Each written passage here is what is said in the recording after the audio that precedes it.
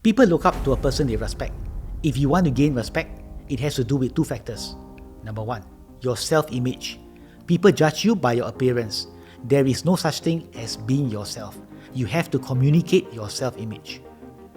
To gain respect, you must be careful how you talk, your body language, your facial expressions, and the way you dress. Number two, your actions, attitude, and behavior.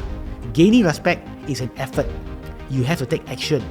You have to be involved in activities to make people respect you. Go meet your followers or people under you, spend time with them. Show your interest, your concern, your empathy. That is how you gain respect. These are the factors that you must do in order to gain respect. Number one, always stay calm. In any circumstances, do not react right away. Keep calm and talk slowly. You will appear in control. If the leader panics, his followers will also panic. If the leader is calm, his followers will be calm. Number two, don't talk too much. By talking too much, you will reveal your flaws. So, no small talk. Don't be long-winded, get to the point. Number three, stop bitching, moaning, and whining, especially not in front of your followers. It shows that you cannot control your emotions. People don't like complaints. People want to hear solutions, especially if you are a leader. Number four, always walk the talk. If you say, you better do. Don't just talk.